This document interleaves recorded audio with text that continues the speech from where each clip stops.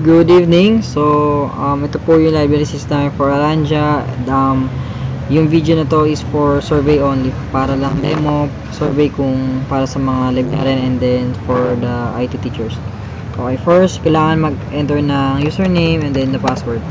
Okay, so ito yung may 6 major menus: help, utility, security, file maintenance, support, and transaction. Una, file maintenance.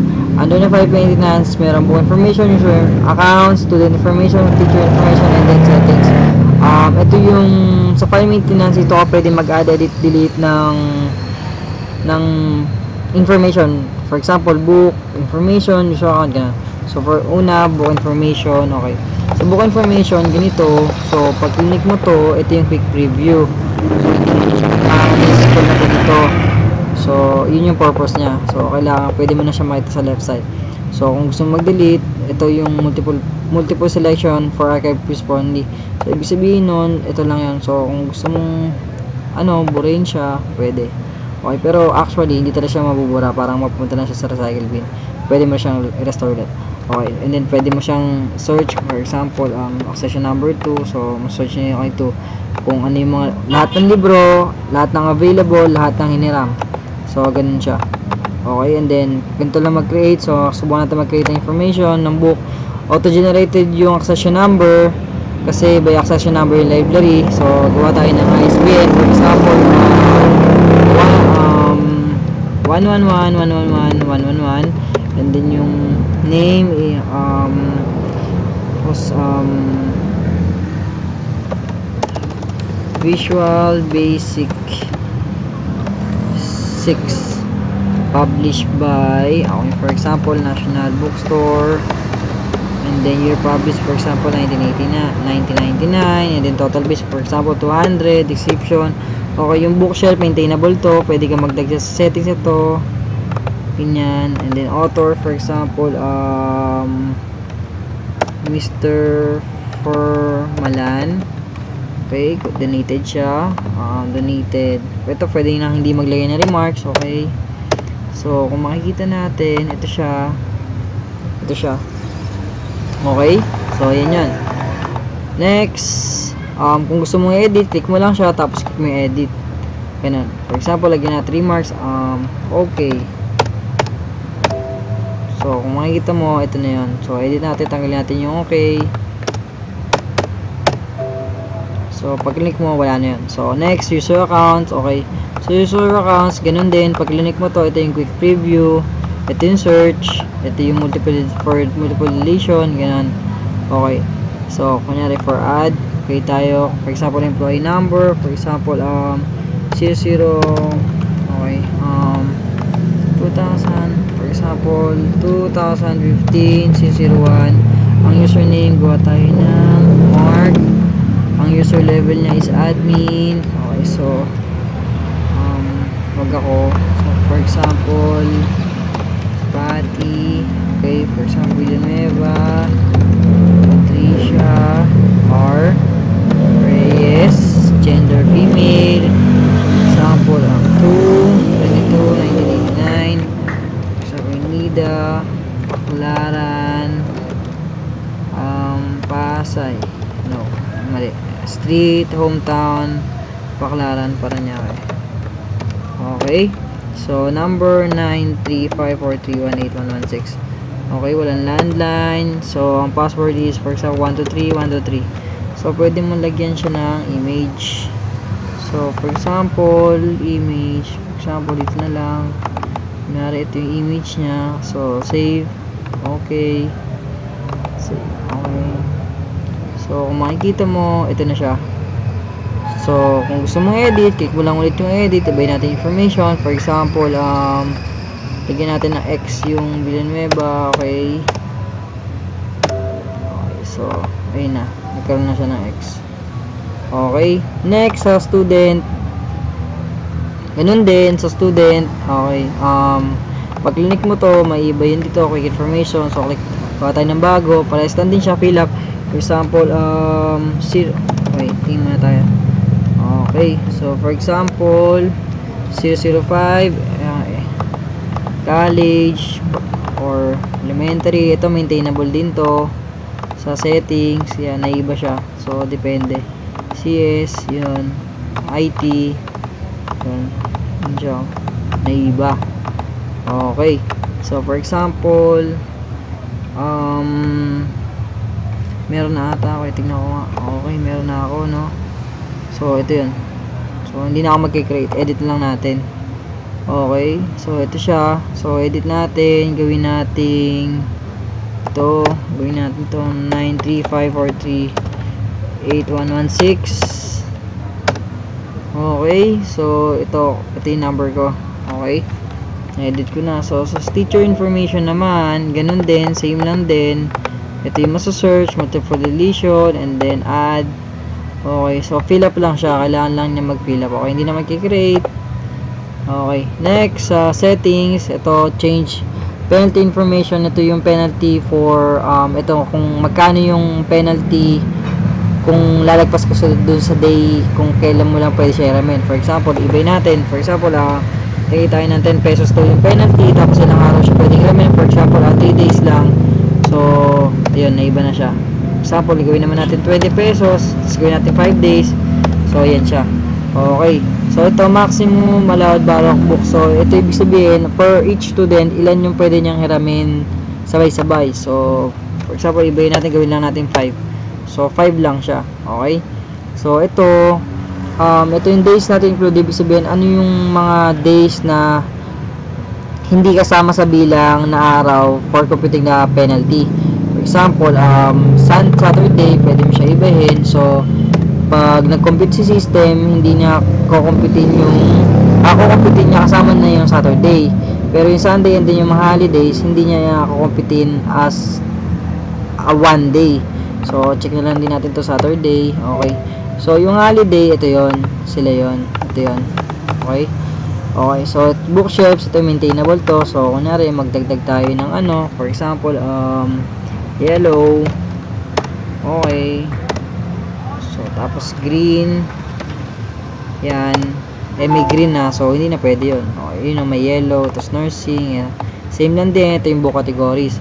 So, yung year, mapapansin nyo walang year. Yung holiday pala, walang year. Kasi kung may year, ulitin natin every year. So, kung ganyan, edi month tsaka year lang. Kasi, for example, yung December 25, every year December 25 naman yan diba? So, yun.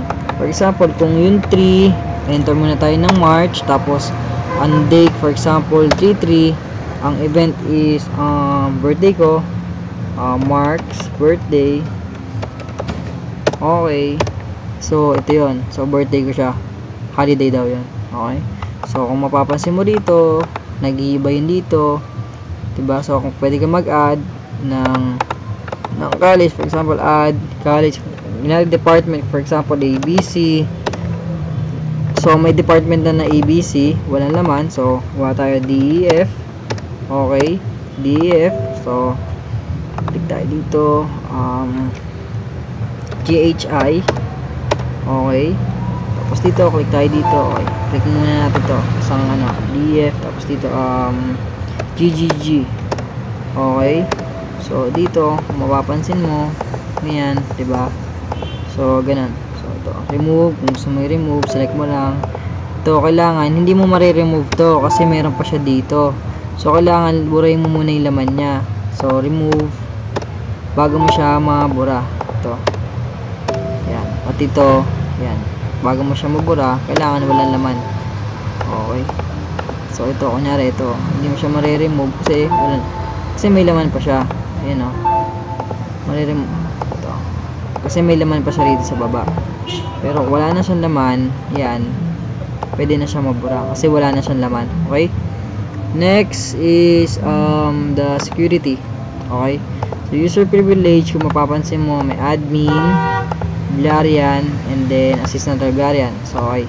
So, for admin, okay. For admin, yung 6 majors menu daw, lahat naka-check. So, ibig sabihin, itong 6 na to, pwede niya magamit pag nag-login siya. Kay librarian, gawin natin. Kay librarian, pwede lang siyang transactions. Okay? Save. Okay. Ngayon, kay assistant librarian naman, pwede lang siya, gawin natin, pwede lang siya sa help. Okay? So, logout ako. Login ko yung librarian. So, okay. So, edit. Okay. Mapapansin mo, transaction na sa'yo pwede siya. Wala na yung iba, diba? Tago tayo. Pasok ko naman yung assistant librarian. So, rows and okay. Uli. Yan. Ito yung assistant librarian. Help lang yung pwede siya. Okay. So, pasok ko naman yung admin. So, pwede siya sa lahat, diba? So, yun yung user privilege. Okay, maintainable siya.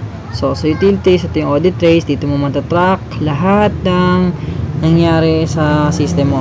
Okay, lagi-lagang, kasi net-transact, yan. Book archive, ito, subukan natin to. Dito mapupunta lahat ng binura mong libro. Okay, so ito. Okay. So, kunyari ito, 7, diba?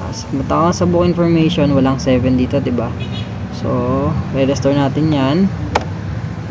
Okay, na-restore na. Kung makikita mo dito, refresh natin. Okay. All, yan. Ito, may 7 na. Okay, isa pa. So, 5. Subukan natin itong 5. Tingnan mo rito, kung makikita mo rito, walang 5 dyan, diba? Okay. So, click natin to restore. Okay. So, kita mo, refresh. May 5 na. Okay, yun yan. Okay, sa utilities, same lang sa student yun. Same lang sa student. Wala kasi tayong in-archive. Okay. So, ayun. Yan. Student, ganun din. Refresh mo lang. Teacher. Refresh mo lang. User account. Okay. So, try natin sa student, diba? Sa student, patay file maintenance. Student. Magbura tayo. Magbura yan itong 002. Okay. So, wala na sa listahan. Balik na. Dito siya sa student. Refresh mo lang. Ito na siya, diba? Okay. So, kita mo wala na siya dito, diba? Kahit i-refresh mo, wala na yan. So, para may balik natin, click mo lang yan. Restore. Okay. And then, boom. Refresh mo lang. Ayan na siya.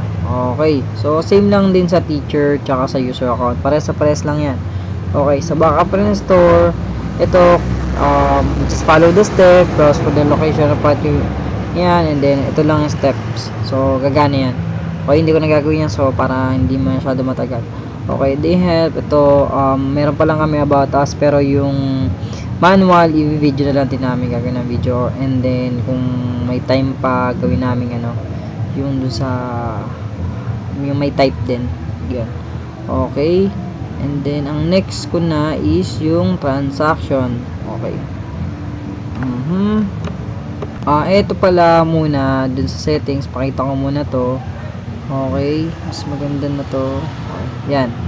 Okay. Sa settings kasi, ito, kung nakikita nyo to, ito yan. Yung bookshelves, pag pumunta ka ng book information, clinic mo to, bookshelves, ito yun.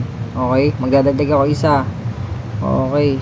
So, settings, bookshelves, kunyari, dark brown. Okay. So, pagpunta tayo sa book, click. Okay. Bookshelf din na may dark brown. Okay. So, same lang din dun sa, same lang din dito sa book categories. Kunyari, for example, computer. Okay.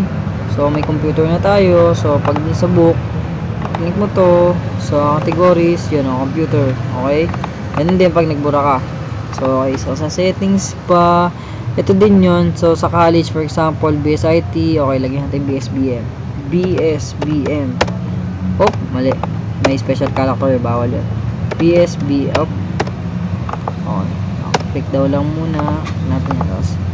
BSBM. Okay, so may BSBM na. So, pag na-create ka, ganoon din. So, you know, makikita mo. So, pwede kang mag-add ng section. Okay? So, yun yung about sa settings. So, explain ko na ngayon yung transaction and then yung report. Explain ko lang to. Yung, kunyari, nag-add diba ng BSBM. So, pag pumunta ka ng student, nag-create ka ng new, ito yan. So, okay, sa college, yun, may BSBM. So, yun. So, pag nagdadagdag ka dito, yung department, yung year level, tsaka sa section, sa student siya. Ito siya. So, department, year level, tsaka section. Yun. Bali, ganun siya.